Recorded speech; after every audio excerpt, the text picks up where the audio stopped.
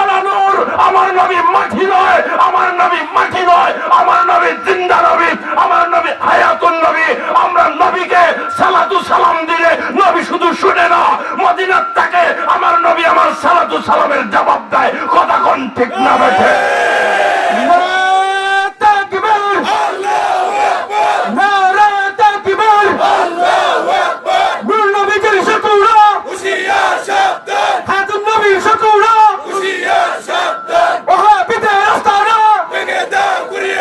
যেই মৌলবী বলবে আমার নবী জিন্দা নবী নয়, আমার নবী মরে পচে মাটির সাথে মিশে গেছে, খুদার কসম করে বলে যাই ওই মৌলবীকে সাথে সাথে গলায় চিপা দিয়ে ধরবেন। যদি মারতে পারেন একটা মুনাফিককে মেরে ফেলবেন, মুজাহিদের সওয়াব আপনি পাবেন। কথা কোন ঠিক না বেঠে?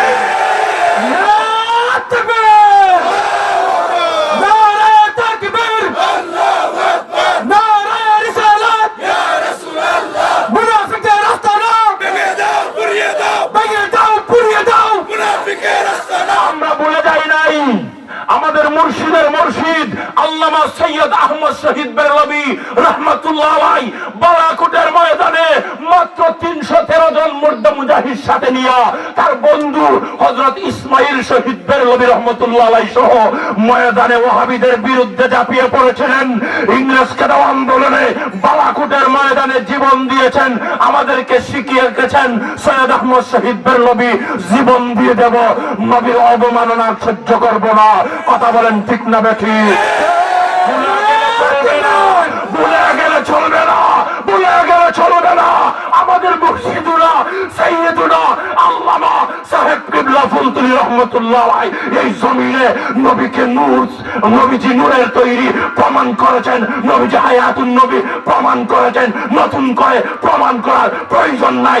নবীর পক্ষে থাকার কারণে শামসুল উলামা আল্লামা সাহেব কিবলা ফুলতুলি রহমাতুল্লাহ আলাইহিকে শহীদ করার ষড়যন্ত্র করা হয়েছিল সৈয়দপুরের ময়দানে। মার্চ মাসের 5 তারিখ আল্লাহর ওলিকে শহীদ করার ষড়যন্ত্র করেছে। আল্লাহর ওলি বুকের রক্ত দিয়েছেন, আমাদেরকে শিখিয়ে গেছেন রক্ত দাও, রক্ত দাও, রক্ত দাও, নবীর বিরুদ্ধে জিহাদ করো, গর্জে ওঠো, গর্জে ওঠো। কথা কোন ঠিক না বেঠে?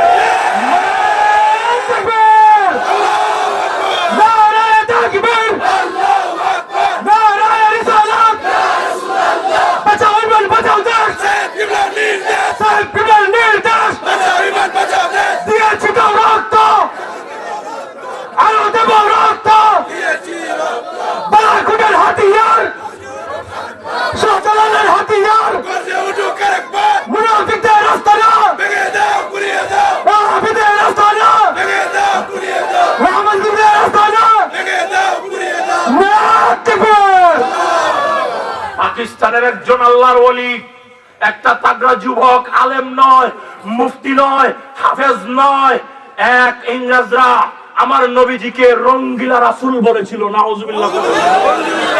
ওই যুবকটা সেই দিন প্রতিজ্ঞা করলো, যেটা আমার নবীকে রঙ্গিলা রাসূল বলেছে তার বেঁচে থাকার কোনো অধিকার নাই। ছুরি নিয়ে কোমরে নিয়ে তার বাড়িতে প্রবেশ করে তাকে জবাই করেছে। স্বপ্নে দেখেছে আল্লাহর গোলাম, স্বপ্নে দেখেছে, বাস্তবে নয়।